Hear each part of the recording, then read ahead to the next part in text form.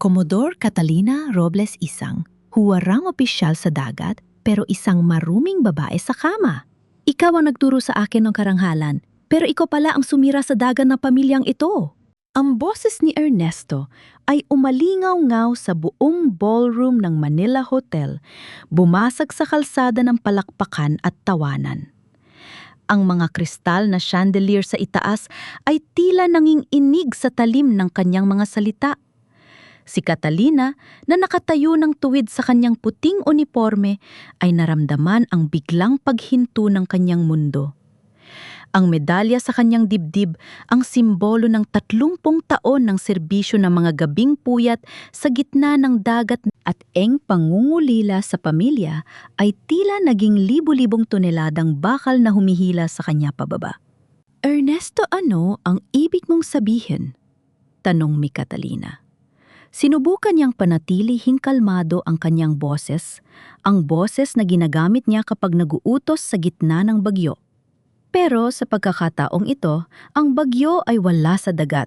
Narito ito sa harap ng lahat ng matataas na opisyal ng Philippine Coast Guard at ng kanilang mga pamilya. Imbes na sumagot, itinaas ni Ernesto ang isang remote control. Ang malaking projector screen sa likod ni Catalina na kanina lang ay nagpapakita ng kanyang mga accomplishment bilang isang opisyal ay nagbago. Isang larawan ang lumitaw. Malabo pero malinaw ang mensahe. Si Catalina, nakasuot ng simpleng damit, ay mahigpit na yakap ng isang lalaking mas bata sa kanya sa loob ng isang madilim na sasakyan. Sumunod ang isa pang larawan, ang lalaki ay humahalik sa kanyang noo habang magkahawak ang kanilang mga kamay sa isang liblib na restaurant sa Zamboanga. Ang bulong-bulungan sa paligid ay naging parang ugong ng mga bubuyog. Nakita ni Catalina ang pagkabigla sa mukha ni Admiral Mendoza, ang kanyang superior. Pero mas masakit ang nakita niya sa mga mata ng kanyang anak na si Sofia. Ang 22 taong gulang na babae ay nakatakip ang kamay sa bibig.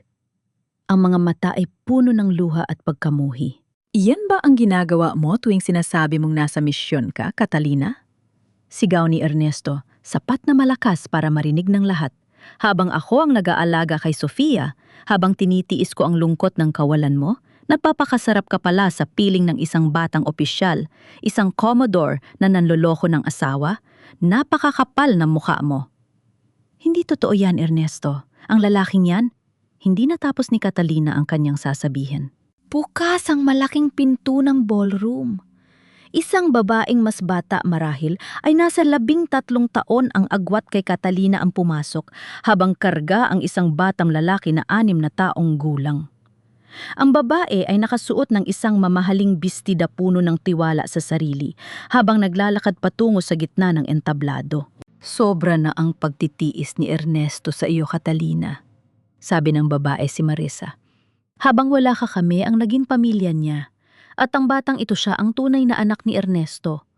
Ang anak na hindi mo kayang ibigay sa kanya dahil mas mahal mo ang dagat kaysa sa asawa mo. Para itong isang malakas na sampal sa mukha ni Catalina. Pero ang susunod na nangyari ang tuluyang nagpaguho sa kanyang pagkatao.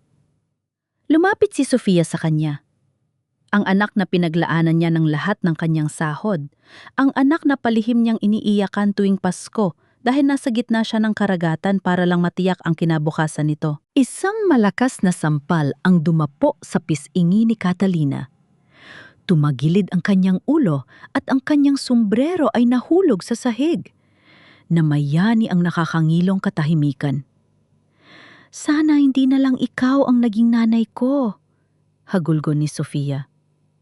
Lagi kang wala, sabi mo. Para sa amin ang ginagawa mo, pero para lang pala sa sarili mo. Galit ako sa iyo, nanay. Huwag ka nang babalik sa bahay namin. Tumalikod si Sofia at niyakap si Ernesto. Ang asawa ni Catalina ay tumingin sa kanya ng may malamig na tagumpay sa mga mata. Sa sandaling yon, napagtanto ni Catalina ang lahat. Ang mga larawan ng babae ang bata ito ay isang binitay na bitag. Pero bakit? Bakit gagawin ito ng lalaking pinangakuan niya ng habambuhay? Commodore Robles, Ang boses ni Admiral Mendoza ay puno ng pagkadismaya. Dahil sa seryosong akusasyong ito at sa iskandalong idinulot mo sa organisasyon epektibo ngayong gabi, ikaw ay nasa ilalim ng preventive suspension. Ibigay mo ang iyong service firearm at ang iyong badge. Magkakaroon ng formal na investigasyon. Nanatiling nakatayo ng tuwid si Catalina. Ramdam niya ang init ng kanyang pisingi at ang panginginig ng kanyang mga kamay, pero tumanggi siyang umiyak sa harap ng mga taong naghuhusga sa kanya. Inalis niya ang kanyang badge dahan-dahan at inilapag ito sa mesa sa harap ng Admiral. Admiral, tatanggapin ko ang suspension, sabi ni Catalina. Ang kanyang boses ay malamig at matatag kahit na ang kanyang puso ay nagdurugo. Pero tandaan ninyo, ang katotohanan ay hindi parang alon na nawawala lang. Babalik ito at tatangay sa lahat ng nagsisinungaling dito. Lumingon siya kay Ernesto. Gusto mo ang bahay? Gusto mo ang yaman? Kunin mo lahat. Pero ang dangal ko, hindi mo yan kayang nakawin. Dahil kahit kailan, hindi mo alam kung ano ang ibig sabihin yan. Naglakad si Catalina palabas ng ballroom. Bawat hakbang niya ay tila paglalakad sa ibabaw ng mga basag na bubog. Ang mga taong kanina lang ay nakikipag-unahan para batiin siya ay umiiwas na ngayon ng tingin. Paglabas niya ng hotel, ang ulan ay nagsimulang pumatak ng malakas, tila nakikiramay sa kanyang nararamdaman. Bumalik siya sa kanilang bahay sa Cavite, ang bahay na pinagpaguran niyang bayaran sa loob ng 2 dekada. Pero bago pa man niya mabuksan ang pinto, nakita na niya ang kanyang mga gamit sa labas, isang lumang home na gawa sa Nara at ang kanyang mga uniforme na nakasiksik sa plastic bags. Ang padlock ay pinalitan na. Sa ilalim ng malakas na ulan, naupo si Catalina sa tabi ng kanyang home. Doon sa loob ng kahon ay ang tanging sikretong itinago niya sa loob ng 3 dekada. Isang maliit na silver na pulser, as para sa isang sanggol. Isang alaala ng anak na sinabi sa kanyang namatay na pero gabi-gabi niyang hinahanap sa kanyang mga panaginip. Hindi pa tapos ang laban, Ernesto, bulong niya sa gitna ng kulob. Hindi ninyo kilala ang babaeng hinamon ninyo. Kinuha niya ang kanyang cellphone at tiningnan ang huling mensahe mula sa isang hindi kilalang numero. Isang file ng GPS coordinates sa labas ng Zamboanga at isang maikling mensahe. Ang hinahanap mo ay hindi patay. Hanapin mo ang barkong may markang serpente. Sa sandaling iyon, ang sakit sa kanyang dibdib ay napalitan ng isang mapanganib na layunin. Hindi lang siya lalaban para sa kanyang ranggo. Lalaban siya para sa katotohanang ninakaw sa kanya noon pa man. Ang Barracks 4 ay ang huling lugar na naispuntahan ng sinumang opisyal ng Coast Guard. Ito ay isang luma at abandonadong gusali sa dulo ng pier kung saan ang mga pader ay natutuklap ang pintura at ang hangin ay palaging amoy kalawang at bulok na isda. Pero para kay Catalina Robles, ito na lang ang tanging kanlungan na natitira sa kanya. Ibinaba ni Catalina ang kanyang home sa sahig na maliit na silid. Walang kuryente at tanging ang liwanag mula sa post sa labas ang nagbibigay ng anino sa paligid. Dahan-dahan niyang hinubad ang kanyang puting uniforme. Kahit na sinuspin na tiniklop niya ito ng maayos mula sa pagkakaplansa ng manggas hanggang sa pagkakapila ng mga medalya. Para sa iba, ito ay tela lang, pero para sa kanya, ito ang kanyang balat. Kung wala ito, tila huban ang kanyang pagkatao. Isang malakas na katok ang bumasag sa katahimikan. Commodore O, baka dapat kong sabihing Robles. Isang boses ng lalaki ang narinig mula sa labas. Pagbukas ni Catalina ng pinto, tumambad sa kanya si Lieutenant Commander Vargas, isang opisyal na dati niyang tinulungan para hindi matanggal sa serbisyo dahil sa kapabayaan. Vargas, tipid na sagot ni Catalina. Hindi pumasok si Vargas. Nanatili siya sa dilim, ang kanyang mukha ay puno ng pagkailang. Inutusan ako ni Admiral Mendoza na kunin ang susi ng iyong opisina at ang access card sa command center. Hindi ka na pinapahintulot ang lumapit sa anumang pasilidad ng Coast Guard habang nagpapatuloy ang investigasyon. Inabot ni Catalina ang card mula sa kanyang bulsa.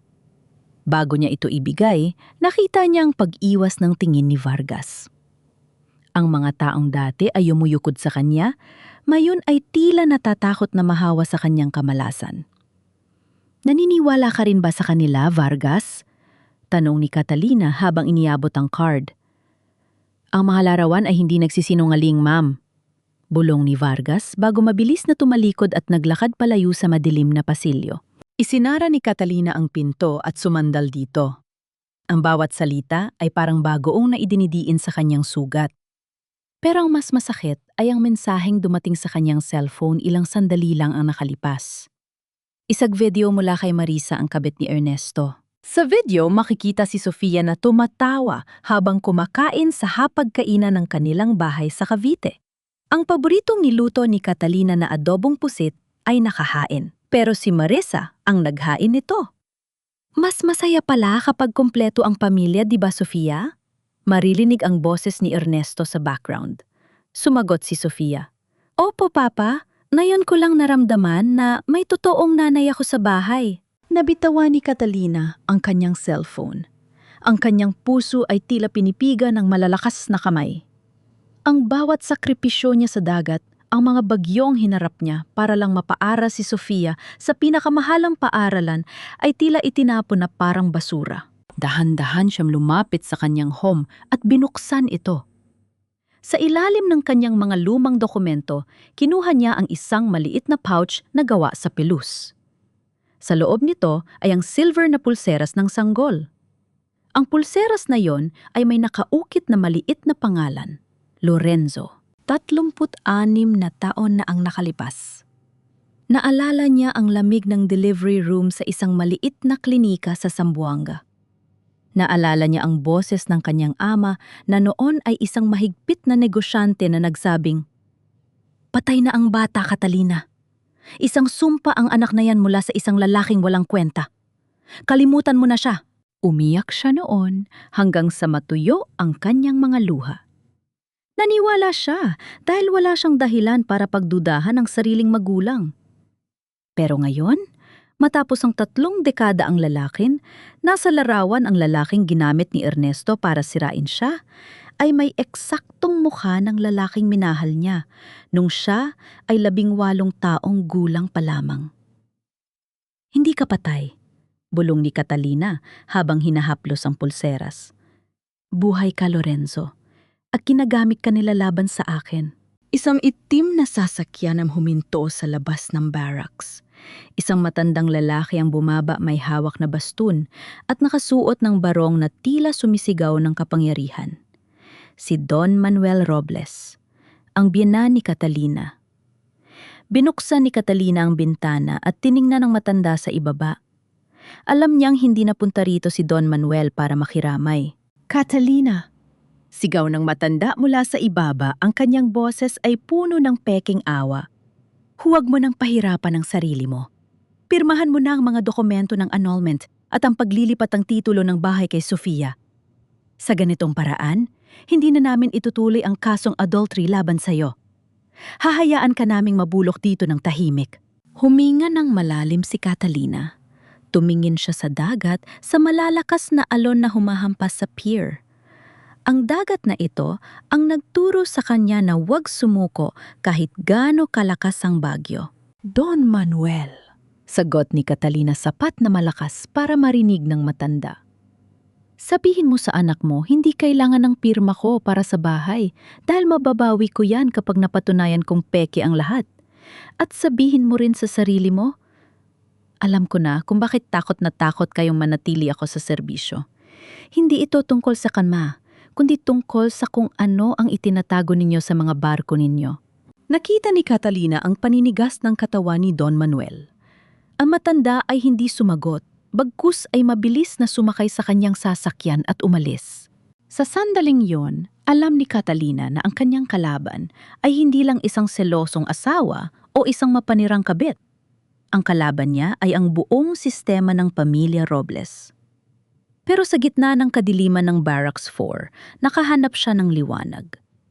Hindi siya titigil hanggat hindi niya nahahanap si Lorenzo, at hanggat hindi niya nakikita ang aguho ng imperyong itinayo sa mga kasinungalingan. Kinuha niya ang kanyang lumang laptop at sinimulang i-decrypt ang file na ipinadala sa kanya ng hindi kilalang numero. Ang bawat code na lumalabas sa screen ay parang pintig ng puso ng isang taong matagal nang nawawala. "Magtago na kayo," bulong ni Catalina. Dahil ang bagyong Catalina ay paparating na. Hindi natulog si Catalina. Sa ilalim ng aandap-andap na liwanag ng isang debateryamid sa pinanood niya, ang bawat galaw ng mga anino sa dingding ng Barracks 4.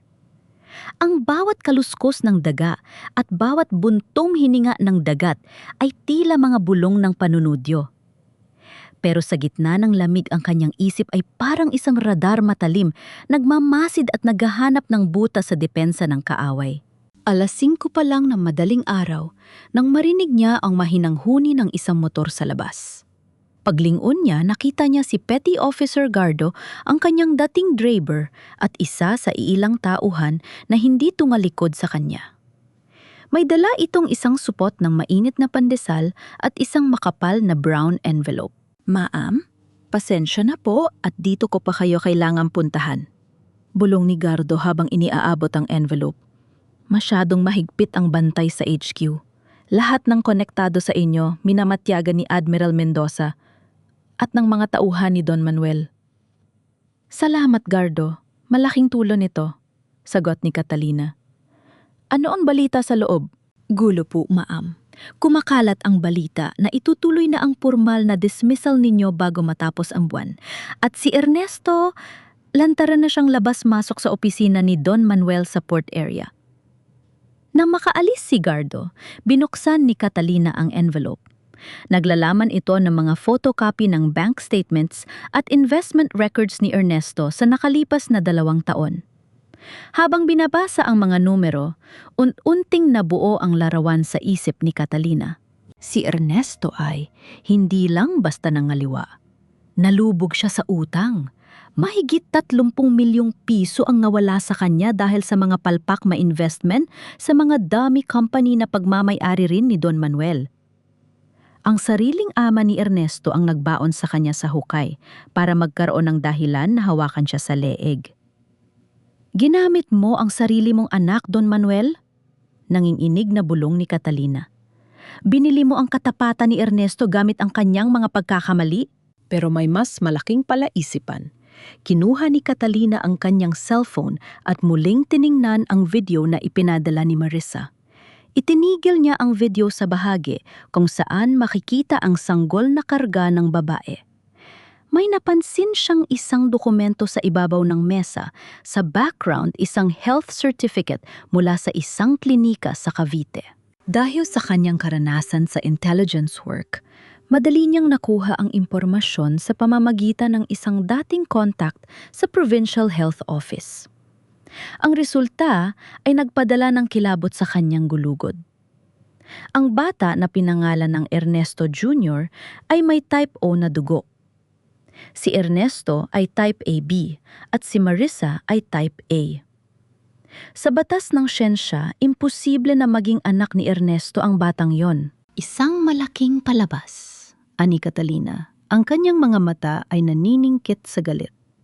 "Pati ang batang yan ginamit ninyo para palakasin ang kaso laban sa akin at makuha ang loob ni Sofia."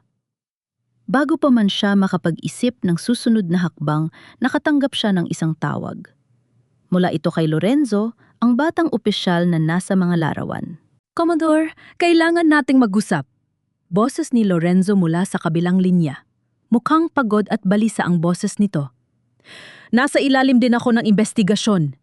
Sinira nila ang karir ko para lang pabagsakin tayo. Magkita tayo sa tapat ng lumang parola sa loob ng 10 minuto." Hindi nag-atubili si Catalina. Isinuot niya ang kanyang jacket at mabilis na naglakad patungo sa parola. Doon sa ilalim ng nag-aagaw na dilim at liwanag, nakatayo si Lorenzo. Nang magtama ang kanilang mga mata, naramdaman ni Catalina ang isang pamilyar na kurot sa kanyang puso, isang pakiramdam na hindi niya maipaliwanag. Ang mga mata ni Lorenzo ang hubog ng kanyang panga, Tila isang refleksyon ng isang alaala na pilit niyang ibinaon. Komodor, hindi ko alam kung sino ang kumuha ng mga larawang yon. Bungad ni Lorenzo, ang kanyang boses ay puno ng put. Ang pagpunta ko sa Zamboanga, ang pakikipagkita ko sa inyo sa restaurant na yon, akala ko ay tungkol sa serbisyo. Bakit nila tayo ginaganito? Dahil ikaw ang pinakamadaling paraan para sirain ang dangal ko, Lorenzo? Seryosong sagot ni Catalina. Lumapit siya sa binata ko, ang kanyang mga mata ay mapanuri. Sino ang nagbigay sa'yo ng utos na makipagkita sa akin noon? Isang anonymous na tip mula sa Coast Guard Intelligence, ma'am. Sabi nila, may impormasyon kayo tungkol sa mga magulang ko. Natigilan si Catalina. Ang iyong mga magulang, yati po ako, ma'am. Sabi ng mga nag-alaga sa akin, iniwan ako sa isang simbahan sa Zamboanga nung sanggol pa lang ako. Ang tanging dala ko ay isang maliit na silver na pulseras. Tila tumigil ang pagtipok ng puso ni Catalina. Ang hangin sa paligid ay naging masyadong manipis para makahinga. Sa isang iglap, ang lahat ng paghihinala niya ay nagkaroon ng nakakatakot na kumpirmasyon. Lorenzo, ang pulseras na yon, nasaan na? Tanong ni Catalina, ang kanyang boses ay nanginginig. Nasa akin po, ma'am. Laging nasa bulsa ko.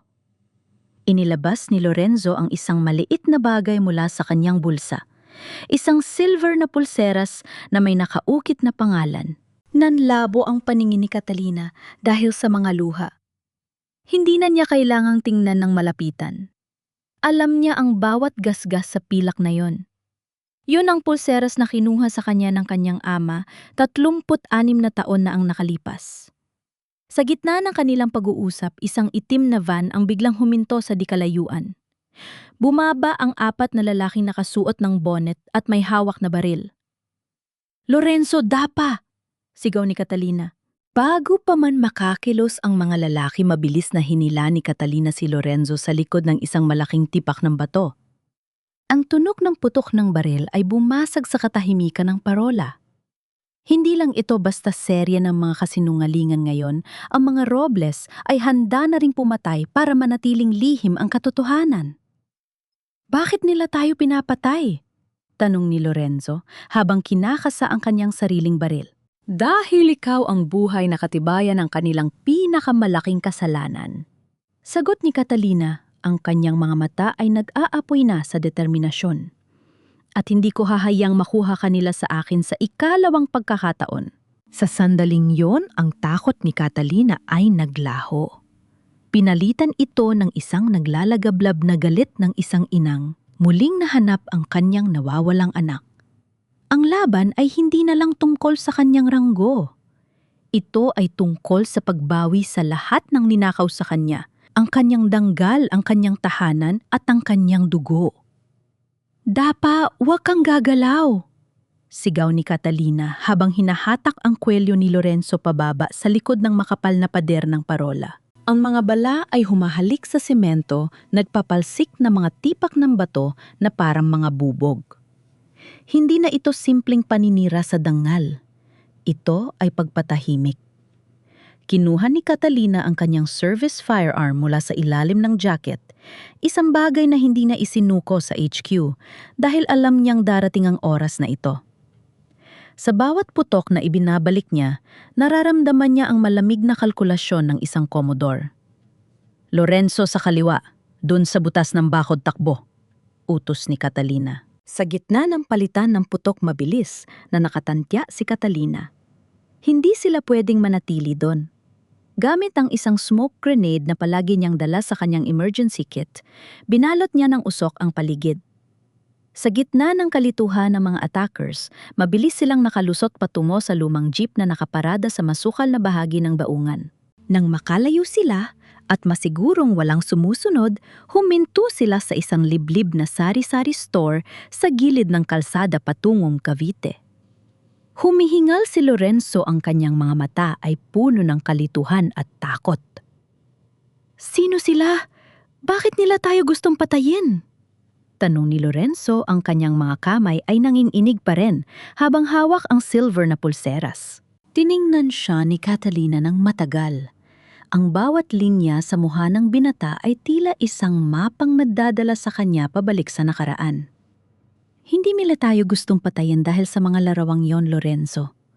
Gusto nilang mamatay tayo dahil ikaw ang buhay na ebidensya ng isang krimen na nangyari 36 na taon na ang nakalipas. Ano ang ibig ninyong sabihin, ma'am? Dahan-dahang kinuha ni Catalina ang pulseras mula kay Lorenzo. Ang pulseras na ito? Ako ang nagpaukit nito. Nung 18 taong gulang ako, bago ako pumasok sa academy, nanganak ako sa isang maliit na klinika sa Zamboanga. Ang pangalan ng tatay mo ay Lorenzo rin. Pero sabi ng lolo mo ng tatay ko, namatay ang bata pagkapanganak dahil sa komplikasyon. Hindi ko malang nayakap ang anak ko. Ang tanging naiwan sa akin ay ang pulseras na ito na dapat ay isusuot ko sa kanya. Nanlaki ang mga mata ni Lorenzo. Ibig ninyong sabihin, kayo ang... Lorenzo, ako ang nanay mo? Bulong ni Catalina ang kanyang boses ay nabasag sa unang pagkakataon. Noong makita-kita sa Zamboanga, para sa briefing naramdaman ko ang kakaibang koneksyon. Pero akala ko ay dala lang yon ng pangungulila ko kay Sofia. Pero ngayon, ang lahat ay nagtutugma. Hindi nakapagsalita si Lorenzo. Ang katahimikan sa loob ng sasakyan ay naging mabigat. Ang isang yati na buong buhay na naghahanap ng pagkatao ay biglang naharap sa katotohanang ang kanyang hinahangaan na opisyal ay ang babae nagluwal sa kanya. Pero paano ito nangyari? Sabi ng tatay ninyo ay patay na ako? Tanong ni Lorenzo. Iyon ang kailangan nating malaman, sagot ni Catalina habang pinapaandar ang makina. May isang tao na may kakayahang magmaniobra ng buhay ng ibang tao ng ganito katindi? Isang tao na matagal nakakilala ng pamilya ko bago pa man ako mapang-asawa ni Ernesto. Dinala ni Catalina si Lorenzo sa isang retiradong nurse na nakatira sa dulo ng binakayan si Nanay Isabel, ang tanging saksi na buhay pa mula sa klinika sa Zamboanga. Matapos ang ilang oras na pagpilit at pagpapakita ng kanyang lumang badge sa wakas, ay bumuka ang bibig ng matanda. Patawarin mo ako, Catalina. Umiiyak na, sabi ni Nanay Isabel. Bata ka pa noon, wala kang laban. Ang tatay mo at ang kasosyo niyang si Manuel, sila ang nagplano ng lahat. Hindi namatay ang bata. Malakas ang iyak niya noong ilabas siya. Pero binayaran nila ang doktor para sabihin pumanaw na ito. Ibinigay nilang sanggol sa isang mag-asawang taga Zamboanga na hindi magkaanak kasamang isang sako ng pera para manahimik. Si Don Manuel, bulalas ni Catalina. Bakit niya gagawin yon? Dahil noon pa man gusto na ni Manuel na ikaw ang maging asawa ni Ernesto para sa pagsasama ng inyong mga ari-arian. Paliwanag ni Isabel. Ayaw niyang magkaroon ka ng mansa o anak sa ibang lalaki. Gusto niyang maging malinis ang imahe mo para sa pamilya Robles. Naramdaman ni Catalina ang isang matinding hapdi sa kanyang dibdib. Ang buong buhay niya ang kanyang kasal, ang kanyang paghihirap, ang kanyang sakripisyo ay isa palang malaking script na isinulat ni Don Manuel. Siya ay hindi kailanman naging pamilya sa mga Robles. Siya ay naging isang investment lamang. Kaya pala palagi nila akong binabantayan. Ani Catalina. Alam ni Don Manuel na buhay si Lorenzo. At noong malaman niyang nagtagpo ang landas natin sa Coast Guard, natakot siya. Natakot siya na malaman ko ang totoo, kaya gumawa siya ng paraan para sirain ako bago pa mangyari yon. Kinuha ni Catalina ang kanyang laptop at tiningnan ang isang lumang digital file na nakatago sa database ng Coast Guard na palihim niyang na-access. Isang dokumento ng adoption ang lumitaw at sa ilalim nito ay ang pirma ng isang witness na hindi niya inaasahan. Ang pangalan ng witness na nagpatunay sa pagkamatay at paglipat ng sanggol ay walang iba kundi si Ernesto Robles. Ernesto? Gigil na sabi ni Catalina. Alam mo, amen mo simula't simula pa pero hinayaan mo akong umiyak gabi-gabi para sa anak na akala ko ay nawala na. Isang tawag ang pumasok sa cellphone ni Lorenzo. Mula ito sa headquarters. Lieutenant Lorenzo, kailangan mong bumalik dito sa HQ ngayong din, sabi ng boses sa kabilang linya. May bagong ebidensya na lumabas. Ikaw ay opisyal ng tinatanggal sa serbisyo dahil sa conduct unbecoming of an officer. At may warrant of arrest na inilabas laban kay Catalina Robles para sa kasong espionage at pagbebenta ng impormasyon sa mga smuggler. Nagkatinginan si Catalina at Lorenzo. Ang bitag ay tuluyan ng sumara. Hindi lang sila sisirain sa moralidad. Ngayon ay gagawin na silang mga kriminal sa mata ng batas na kanilang pinaglingkuran. Nanay! Tawag ni Lorenzo isang salitang nagpapatak ng luha ni Catalina. Anong gagawin natin? Tumingin si Catalina sa labas sa madilim na abot-tanaw ng dagat. Hindi na tayo tatakbo, Lorenzo. Kung gusto nila ng giyera, ibibigay ko sa kanila ang isang Commodore na hindi pa nila nakikita. Sa loob ng isang maliit at madilim na apartment sa Cavite, tanging ang liwanag mula sa screen ng cellphone ni Lorenzo ang nagbibigay ng kulay sa mukha ni Catalina. Sa screen nakita niya ang isang post sa Facebook na may libu-libong likes at shares.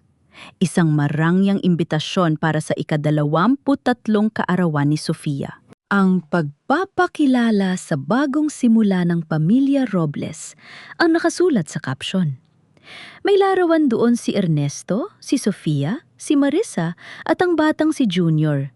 Nakasuot sila ng kulay ginto at puting damit, mukhang isang perpektong pamilya sa ilalim ng mga nagniningning na chandelier. Gagamitin nila ang birthday ni Sofia para tuluyan kang burahin sa isip ng mga tao, nanay, bulong ni Lorenzo. Ito ang paraan nila para ipakita sa buong mundo na mas masaya sila nang wala ka. Huminga ng malalim si Catalina. Nararamdaman niya ang pait sa kanyang lalamunan. Nayon ang kaarawan ng kanyang anak, ang anak na dinala niya sa kanyang sinapupunan. Nang 9 na buwan, ang anak na naging dahilan kung bakit tiniis niya ang lamig ng dagat sa loob ng maraming taon. Ngunit sa gabing ito, ang anak na yon ay magdiriwang sa bisig ng babaeng nagnakaw ng kanyang asawa at sa ilalim ng gubong ng lalaking nagnakaw ng kanyang panganay. Kailangang malaman ni Sofia ang totoo, ani Catalina, habang isinusuot ang isang itim na bestida na matagal na niyang hindi na isusuot. Kahit hindi siya maniwala, kailangang marinig niya mula sa akin na ang batang karga-karga ni Marissa ay hindi niya kapatid. Kailangan niyang malaman na ang lolo niya ay isang kriminal. Delikado, nanay. May warrant of arrest ka. Siguradong puno ng security at pulis ang lugar na yon, babala ni Lorenzo. Hindi ako papasok bilang isang Commodore Lorenzo. Papasok ako bilang isang ina na naghahatid ng regalo sa kanyang anak. Sagot ni Catalina na may matigas na determinasyon. Ang party ay ginanap sa Marangyang Beach Resort ng mga Robles sa Tanza. Puno ang paligid ng mga sasakyang pang-leader at mga kilalang tao sa lipunan. Gamit ang isang lumang pass card na hindi pa na-deactivate at ang tulong ni Gardo na nagtatrabaho bilang bahagi ng catering team, nakapasok si Catalina sa gilid ng garden. Mula sa malayo nakita niya si Sofia. Napakaganda nito sa kanyang gold gown. Ngunit ang mas nagpadugo sa puso ni Catalina ay nang makita niyang inaayos ni Marissa ang buhok ni Sofia habang tumatawa ang dalawa. Mommy Marissa, thank you for making this happen. This is the best birthday ever. Marinig ni Catalina ang boses ni Sofia sa sound system habang hawak ang mikropono. Ang salitang mommy ay tumagos sa puso ni Catalina na parang isang kinalawang na balisong. Gusto niyang sumigaw, gusto niyang tumakbo at bawiin ang kanyang anak. Ngunit nanatili siyang nakatago sa likod ng mga pandan. Nang magpunta si Sofia sa dulong bahagi ng bar para kumuha ng inumin, mapilis na lumapit si Catalina. Sofia! Bulong niya. Napatalon sa gulat si Sofia. Nang makilala niya ang kanyang ina, ang kanyang mukha ay agad na napalitan ng puot at diri. Anong ginagawa mo rito? Paano ka nakapasok? Gusto mo ba talagang sirain ang gabing ito para sa akin? Sofia, makinig ka sa akin, sandali lang. Pakiusap ni Catalina, pilit na hinahawakan ng kamay ng anak. Hindi mo kapatid ang batang yon. Peke ang DNA result na ipinakita nila. Si Marissa ay bahagi ng... Tumigil ka na! Sigaw ni Sofia, sapat na malakas para makuha ang atensyon ng ilang bisita. Pati ba naman bata, idadamay mo sa mga kasinungalingan mo? Desperada ka na ba?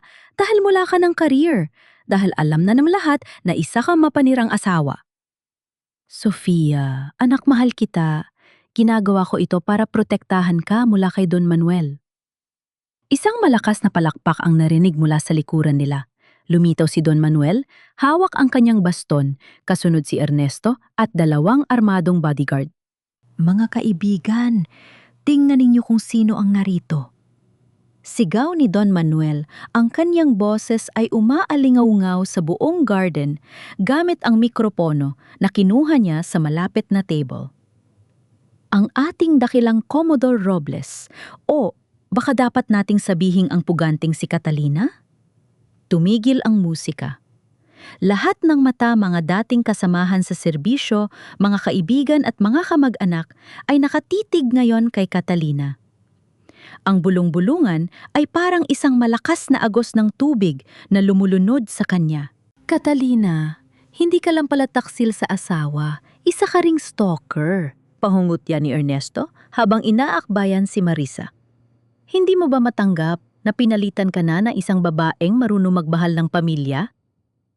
Ernesto, alam mo ang totoo? Alam mo hindi sa'yo ang batang yan?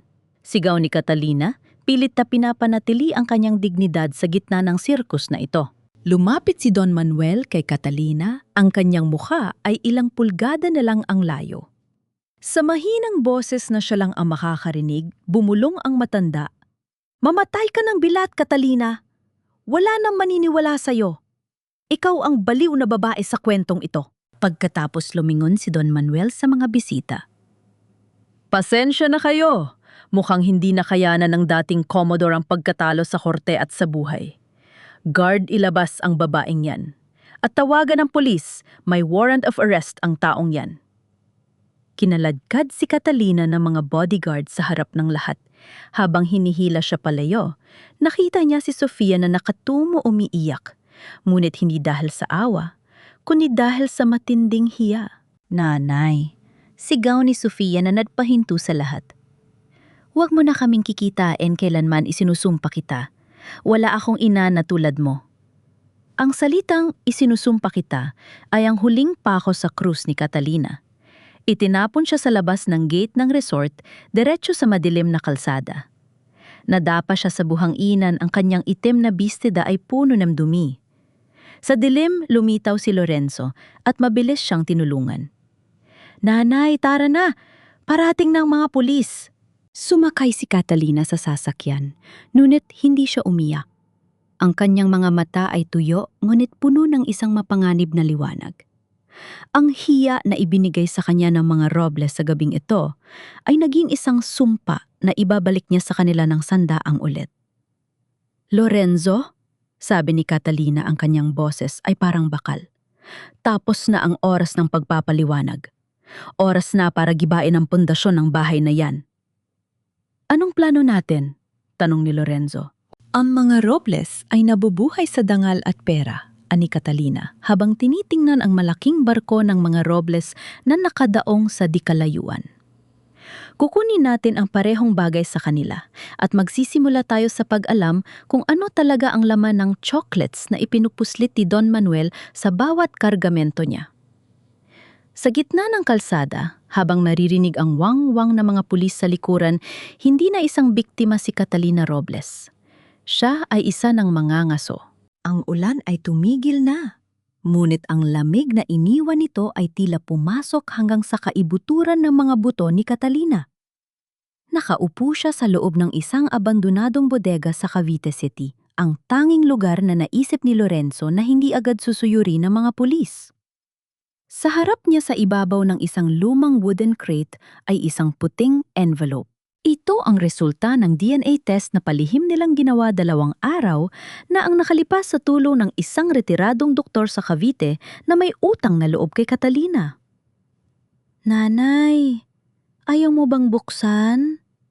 Mahinang tanong ni Lorenzo.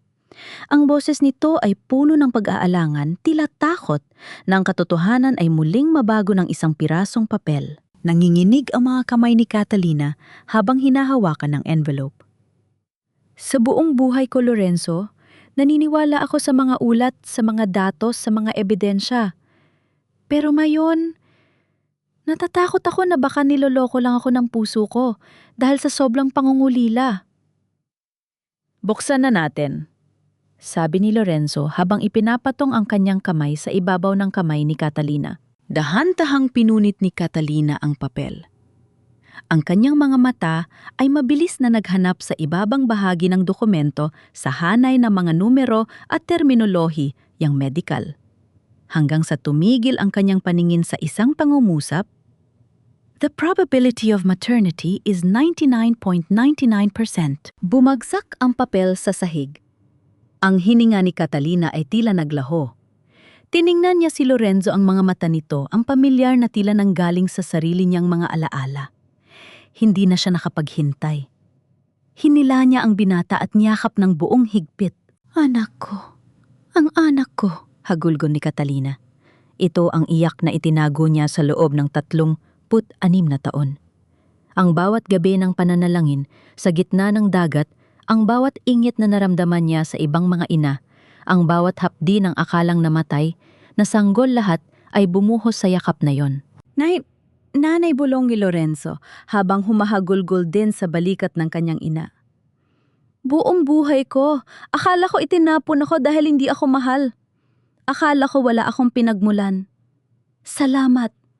Salamat at nahanap mo ako." Ngunit sa gitna ng kanilang emosyonal na pagtatagpo, ang isip ni Catalina, ang isip ng isang Commodore, ay nagsimulang magdugtong-dugtong na mga piraso ng puzzle. Kung siya ang ina ni Lorenzo, at alam ni Don Manuel ang katotohanan ito simula't simula pa, bakit hinayaan ng matanda na pumasok si Lorenzo sa Coast Guard? Bakit sa ilalim pa ng command ni Catalina? "Lorenzo, sino ang nagpaaral sa iyo? Sino ang nag-sponsor sa scholarship mo sa academy?" Tanong ni Catalina habang pinupunasan ng kanyang mga luha.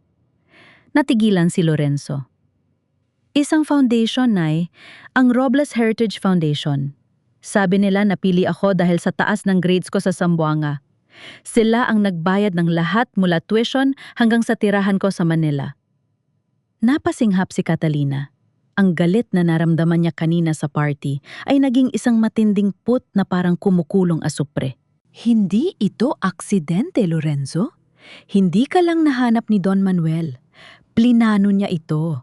Ani Catalina, ang kanyang boses ay naging malamig at matalim. "Binantayan ka niya. Pinag-aral ka niya at inilagay sa ilalim ng command ko para maging alas niya.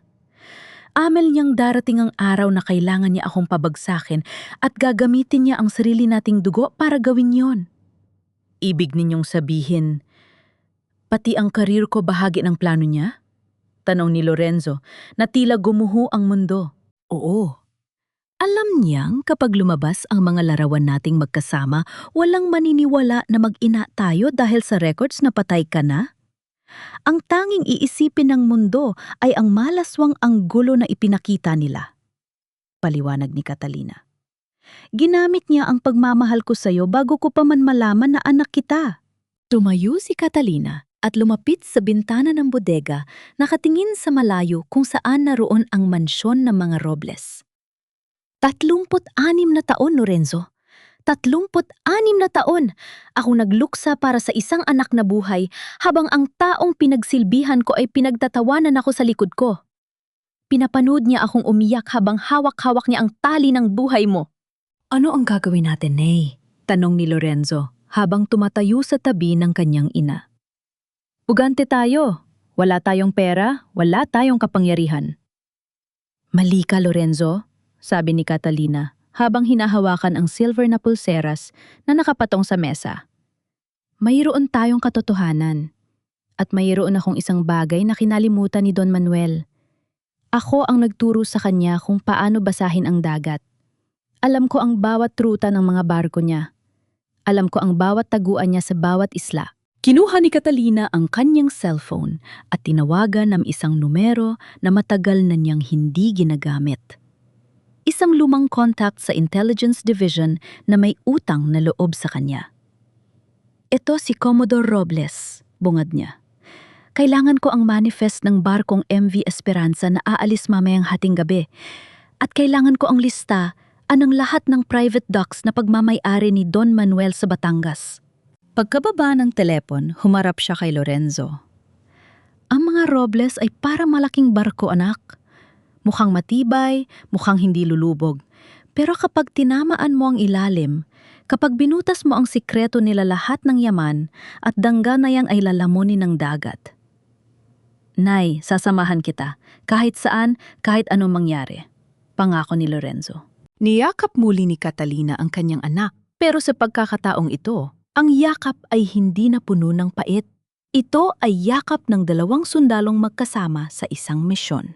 Para kay Sofia, bulong ni Catalina. Kailangang makita niya kung anong klaseng halimaw ang kinikilala niyang lolo. At para sa ating dalawa, kukunin natin ang buhay na ninakaw nila sa atin. Isang flash ng pulang ilaw ang tumama sa dingding ng bodega. Ang tunog ng sirena ng pulis ay papalapit na. Nahanap nila tayo, ani Lorenzo, habang inihahanda ang kanyang baril.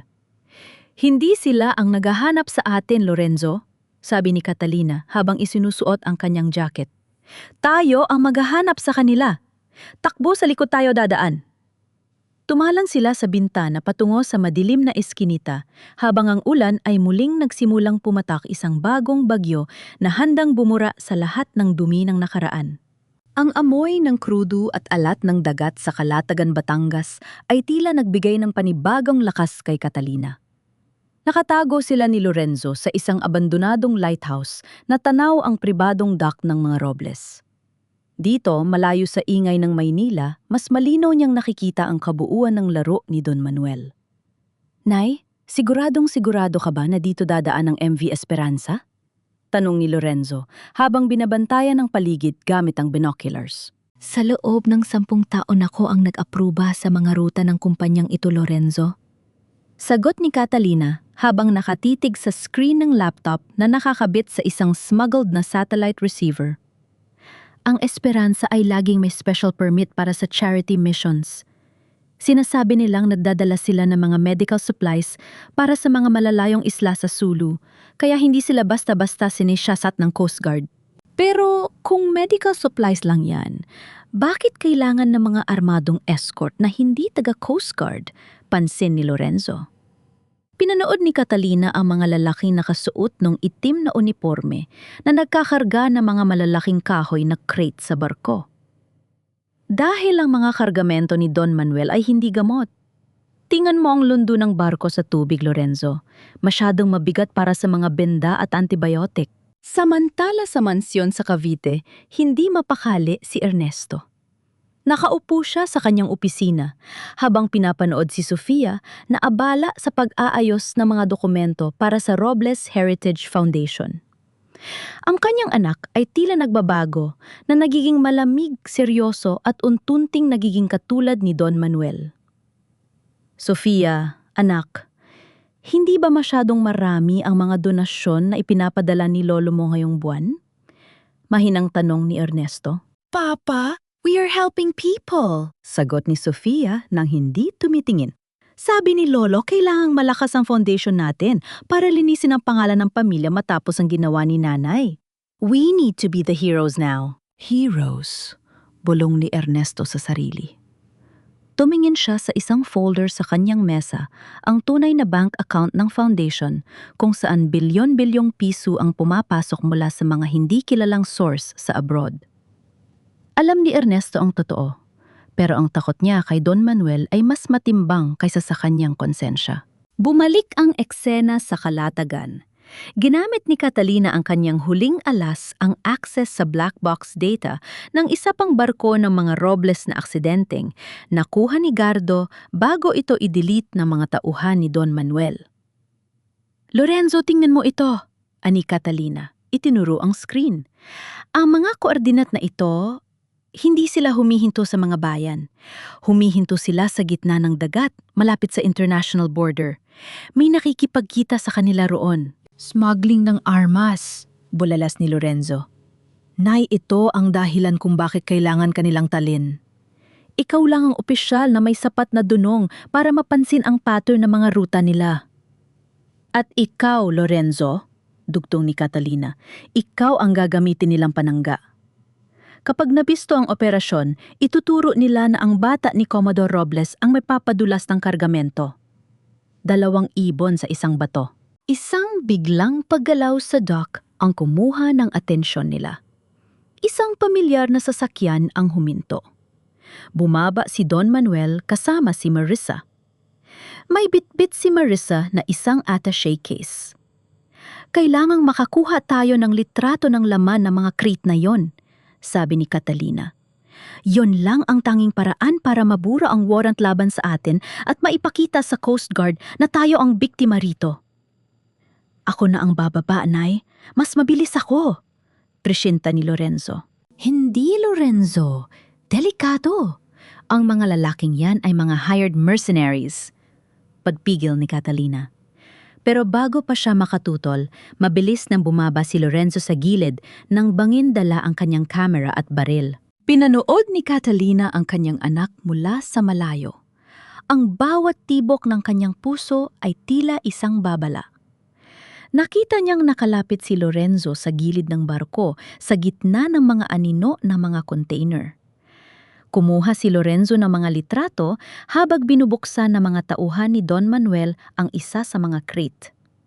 Mula sa lens ng binoculars ni Catalina, nakita niya ang kinang ng mga matataas na uri ng armas, mga automatic rifles at mga pampasabog na nakatago sa ilalim ng mga kahon ng dextrose. Ngunit sa isang pagkakamali, natabig ni Lorenzo ang isang walang lamang bariles ng langis. Ang tunog ng bakal ay bumasag sa katahimikan ng gabi. "Sino yan?" sigaw ng isang guard. "Lorenzo, takbo!" sigaw ni Catalina sa kanyang isip habang nakikitang nagsisimulang magpaputok ang mga tauhan ni Don Manuel patungo sa kinaroroonan ng kanyang anak. Sa gitna ng kaguluhan, isang boses ang narinig ni Catalina mula sa kanyang lumang radyo na nakaset sa frequency ng mga Robles. Boses ito ni Ernesto na tila kausap si Don Manuel sa telpono. "Papa, itigil mo na ito, nakita ko ang mga kargamento sa CCTV ng dock. Papatayin mo ba talaga ang asawa ko at ang batang si Lorenzo? Tugunatin sila."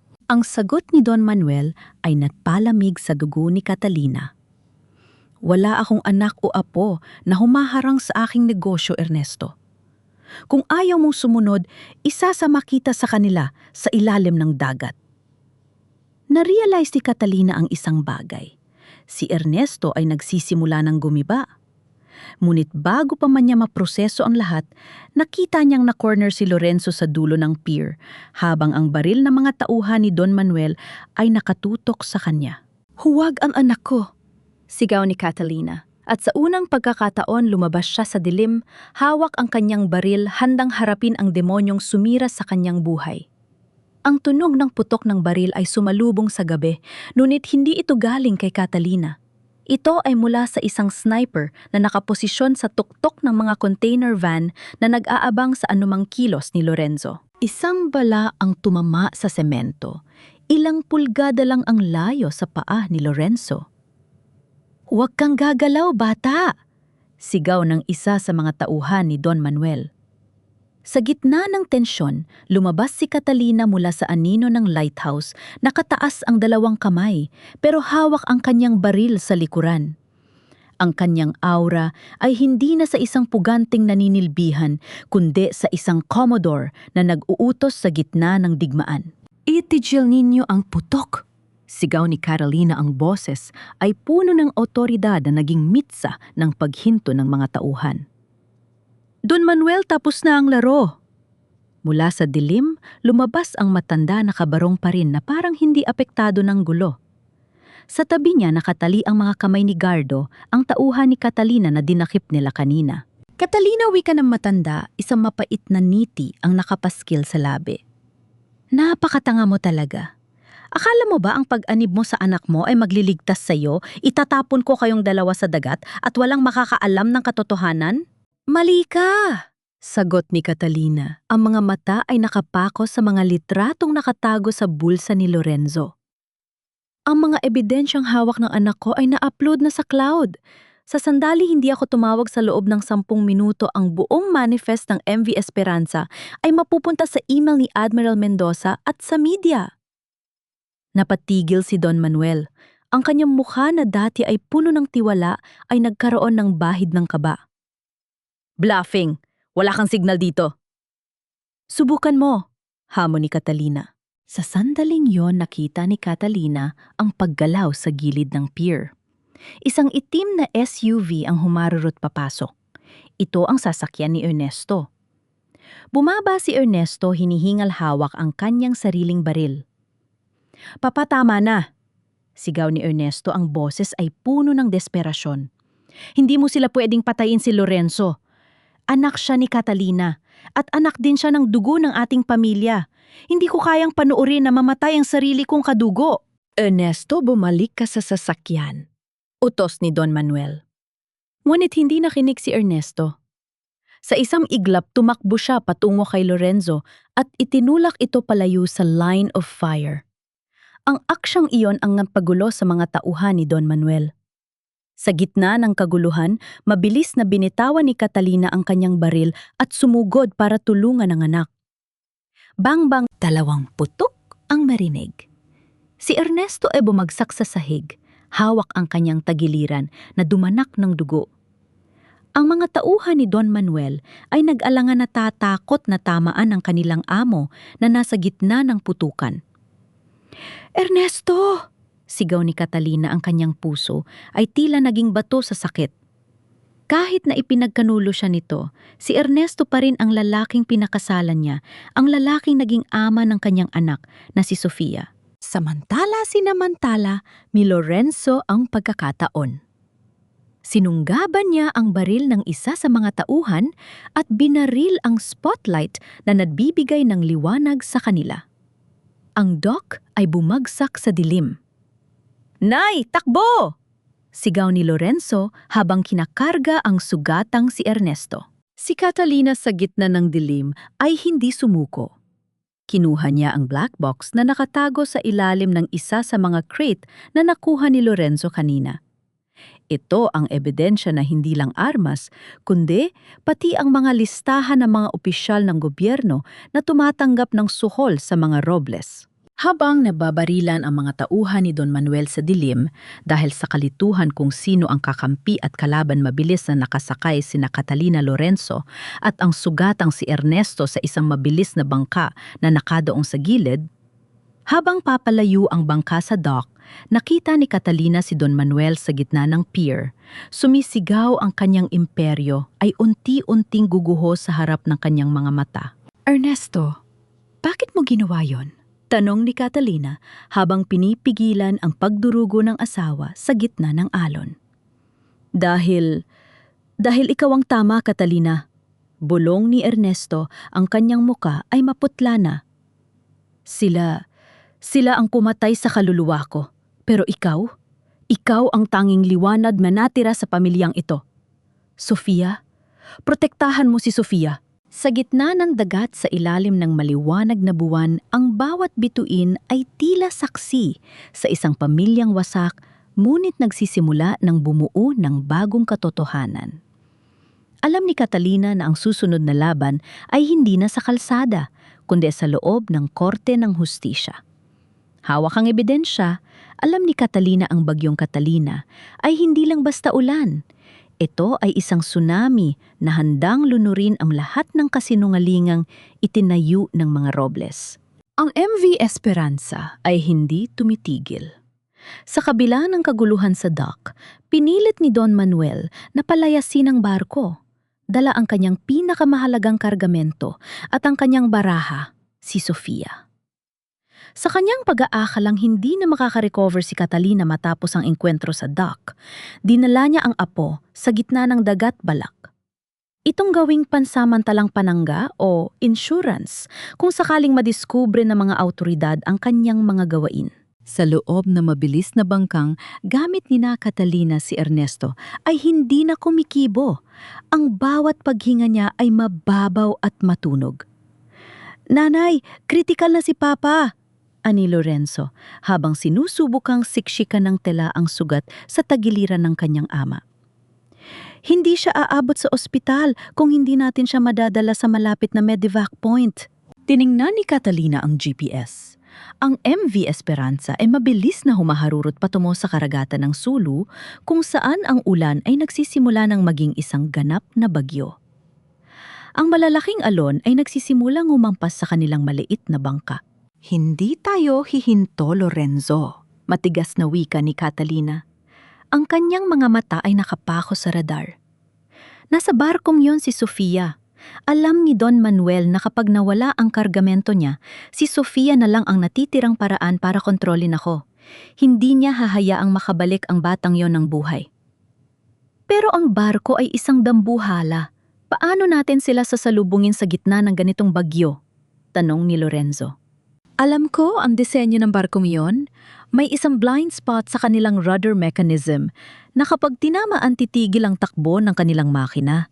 Paliwanag ni Catalina, ang boses ay kalmado, gaya ng isang general sa gitna ng labanan. Lorenzo, kuhanin mo ang flare gun at ang mga emergency toolkit. Maghahanda tayo para sa isang board and breach. Sa loob ng barko ng Esperanza si Sofia ay nakakulong sa isang cabin. Naririnig niya ang malakas na paghampas ng alon sa labas. Natatakot siya. Ang kanyang buong mundo ay gumuho nang makita niya sa CCTV kanina ang kanyang ama na nakikipagbarilan at ang kanyang ina na lumalaban para sa kanila. Ang lahat ng kasinungalingang itinanim ni Don Manuel sa kanyang isipan ay nagsisimula ng mabuwag. Bumukas ang pinto. Pumasok si Don Manuel, ang kanyang mukha ay puno ng galit na hindi na kayang itago. Lolo, ano ang nangyayari? Bakit tayo nasa gitna ng bagyo? Tanong ni Sofia, ang boses ay nanginginig. Ang nanay mo, Sofia. Ang nanay mong taksil ang sumisira sa lahat. Sigaw ng matanda. Kailangan nating lumipat sa ibang barko sa international border. Sumunod ka sa akin. Hindi, ayoko. Sigaw ni Sofia. Sabi ni Papa siya ang tama. Sabi ni Papa ikaw ang masama. Isang malakas na sampal ang dumapo sa pisngi ni Sofia. Ang tatay mo ay isang mahinang tao, gaya ng nanay mo. Sa labas, sa gitna ng bumubuhos na ulan, ang maliit na bangka ni Catalina ay tila isang piraso ng kahoy na nilalaro ng mga dambuhalang alon. Si Catalina gamit ang kanyang natitirang lakas ay nagmaniobra patungo sa gilid ng Esperanza. "Nayon, Lorenzo?" sigaw ni Catalina. Itinutok ni Lorenzo ang flare gun sa tangke ng langis sa deck ng barko. Boom! Isang malakas na pagsabog ang yumanig sa Esperanza. Ang apoy ay nagsimulang kumalat at ang barko ay biglang huminto dahil sa pinsala sa makina. Boarding utos ni Catalina. Gamit ang isang grappling hook, mabilis silang umakyat sa gilid ng barko. Ang ulan ay parang mga karayon na tumutusok sa kanilang balat, ngunit walang nakapigil kay Catalina. Siya ay isang inang nagbabalik para sa kanyang anak. Sa deck naganap ang isang madugong bakbakan. Si Catalina, kahit walang armas, ay ginamit ang bawat kamao at sipa na itinuro sa kanya sa academy. Si Lorenzo ay naging anino ng kanyang ina. Sinasapol ang bawat tauhan ni Don Manuel na humaharang sa kanilang landas. Nang makarating sila sa cabin, nakita ni Catalina si Don Manuel na nakatutok ang baril kay Sofia. "Don Manuel, bitawan mo siya?" Sigaw ni Catalina, ang kanyang boses ay tila kulog na bumalot sa buong deck. "Catalina, bumalik ka sa bangka o papatayin ko ang apo mo," hamon ng matanda. "Hindi na siya ang apo mo," wika ni Catalina habang unti-unting lumalapit. "Siya ay biktima ng iyong kasakiman at ang oras mo, Don Manuel, ay ubos na."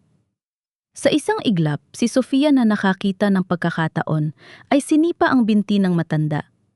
Nawala ng balanse si Don Manuel at ang baril nito ay tumalsik sa sahig. Mabilis na sumugod si Catalina at dinamba ang matanda. Sa gitna ng bagyo sa ibabaw ng maglalagablab na barko, ang huling laban ay nagaganap.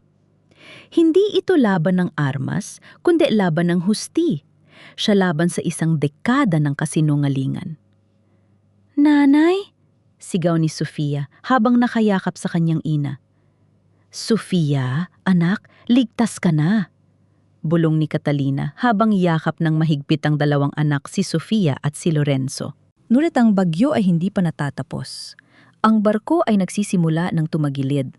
Ang lahat ng ebidensya, ang lahat ng katotohanan ay nakasalalay sa kung paano sila makakaalis sa naglalagablab na bakal na ito bago ito lamunin ng daga.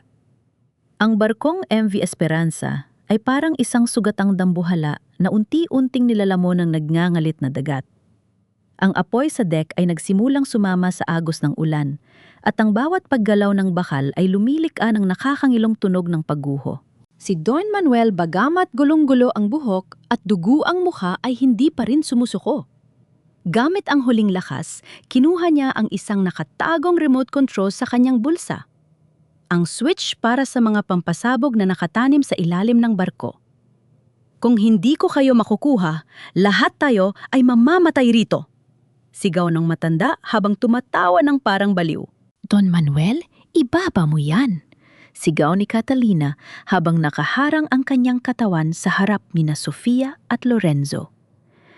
Ang kasinungalingan mo ay sapat na para ibaon ka sa habang buhay na pagkabilanggo, hindi mo na kailangan dagdagan ng pagpatay.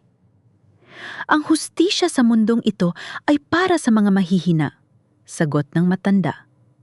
Pinindot niya ang remote. Ngunit walang nangyari. Nagkatinginan sina Catalina at Lorenzo. Mula sa likuran lumabas si Gardo na kanina pa palang nakasunod sa kanila, hawak ang isang scrambler device. Pasensya na, Don Manuel. Ang signals ng barkong ito ay kontrolado na namin simula pa kanina. Sa isang mabilis na kilos sinunggaban ni Lorenzo ang matanda. Nagkaroon ng maikling pag-aagawan hanggang sa mawalan ng balanse si Don Manuel. Dahil sa pagtagilid ng barko, ang matanda ay dumulas patungo sa gilid ng deck na wala ng railings. Sa huling sandali, nakakapit siya sa bakal na bahagi ng barko. Ang kanyang mga mata ay puno ng takot, isang emosyon na matagal na niyang kinalimutan. Catalina, tulungan mo ako. Pakiusap ng matanda. Tiningnan siya ni Catalina. Sa loob ng ilang segundo, nagbalik sa kanyang isip ang lahat ang pagkawala ni Lorenzo. Ang pagkasira ng kanyang pamilya, ang pagtataksil ni Ernesto, at ang bawat luhang iniyak niya sa loob ng 36 na taon. Ang hustisya ay hindi paghihiganti Don Manuel. Malamig na wika ni Catalina. Ito ay pagharap sa mga kasalanan mo sa harap ng batas. Sinubukan ni Catalina na abutin ang kamay ng matanda, ngunit sa isang malakas na pagyanig ng barko ang bakal na kinakapitan ni Don Manuel ay tuluyang bumigay.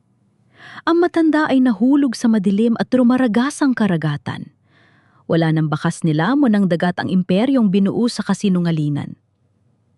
Kailangan na nating lumabas dito, sigaw ni Lorenzo. Dinala ni na Catalina at Lorenzo si Sofia patungo sa life raft.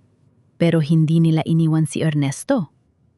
Ang sugatang asawa ni Catalina ay nakahiga sa isang stretcher malapit sa lifeboat.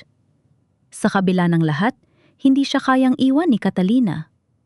Nang makalayo ang life raft mula sa MV Esperanza, ang barko ay tuluyang sumabog.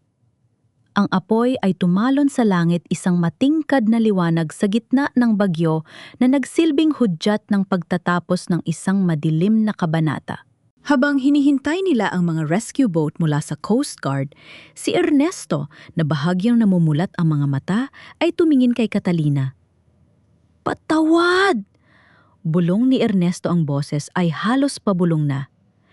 "Sofia! Lorenzo! Catalina! Kayo ang tanging tama sa buhay kong puno ng maling desisyon." "Ernesto, wag kang bibitiw," pakiusap ni Catalina habang hinahawakan ng malamig na kamay ng kanyang asawa. "Tapos na ang pagod ko, Catalina," sagot ni Ernesto.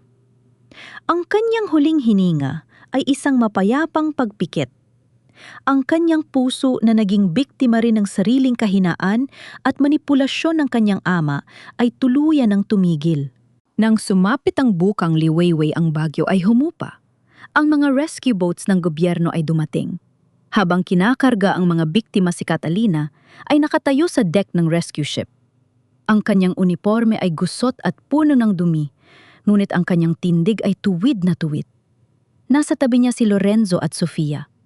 Si Sofia na dati ay puno ng put ay nakasandal mayong sa balikat ng kanyang ina. Nanay? Tawag ni Sofia, ang kanyang boses ay nanginginig. Naiintindihan ko na, hindi ka lumayo sa amin dahil gusto mo. Lumayo ka dahil kailangan mong mabuhay para protektahan kami. Hinalikan ni Catalina ang noo ng kanyang anak. Tapos na ang bagyo, Sofia.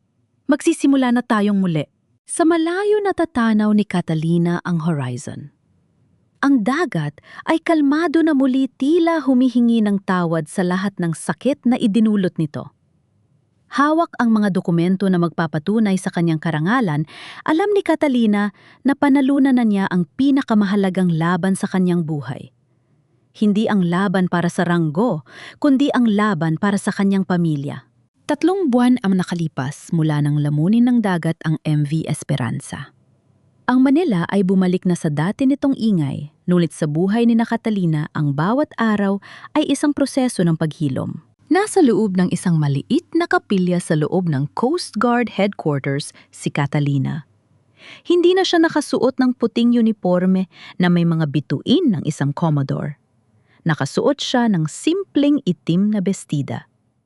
Sa harap niya ay ang formal na Memorandum of Exoneration, ang opisyal na dokumento mula sa gobyerno na nagpapatunay na siya ay biktima ng sabwatan at ang kanyang karangalan ay buong-buo nang naibalik. Ngunit ang medalya at ang ranggo ay hindi na ang pinakamahalaga sa kanya.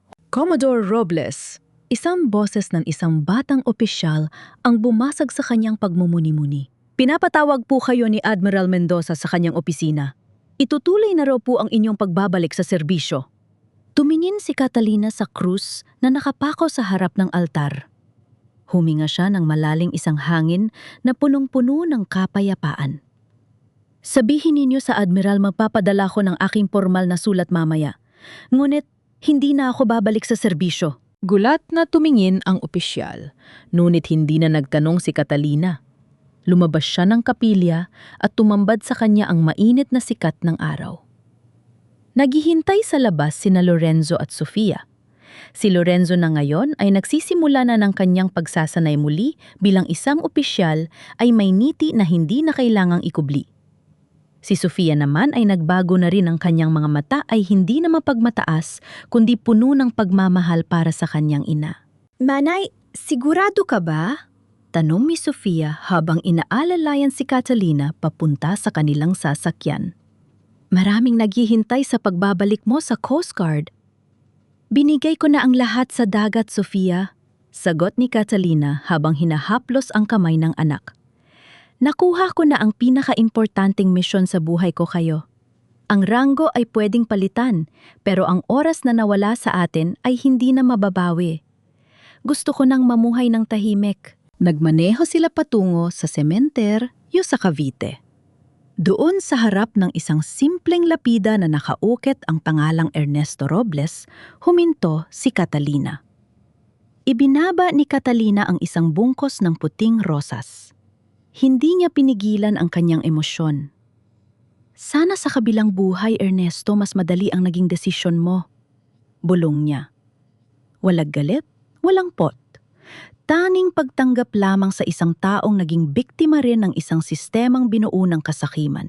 Pagkatapos ng pagbisita, nagtungo sila sa isang maliit na bahay sa tabi ng dagat sa Batangas, isang simpleng tahanan na pinang-arap ni Catalina nung siya ay nagsisimula pa lamang sa serbisyo.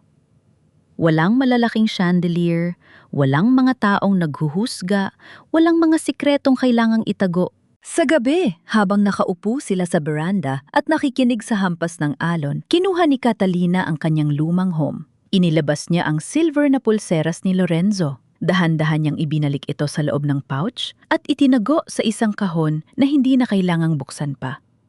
"Nanay!" tawag ni Lorenzo. "Bakit po silver na pulseras ang simbolo mo sa lahat ng ito?" "Dahil ang silver, anak, ay parang tao," sagot ni Catalina. "Maaaring magkulay itim kapag napabayaan o kapag nalantad sa dumi ng mundo, pero kapag pinahalagahan at nilinis, bumabalik ang kinang nito. Tulad natin." 36 na taon tayong nagkulay itim pero ngayon, tingnan mo tayo. Tiningnan ni Catalina ang dagat. Ang bawat alon ay tila naghuhugas sa lahat ng sakit ng nakaraan. Ang pamilya niya, ang pamilyang hinubog sa dugo, pawis at katotohanan ay buo na. Sofia Lorenzo, tawag ni Catalina sa dalawa. Simula bukas, walang komodor. Ang tawag ninyo sa akin ay nanay. At yon ang pinakamataas na ranggong naabot ko sa buong buhay ko.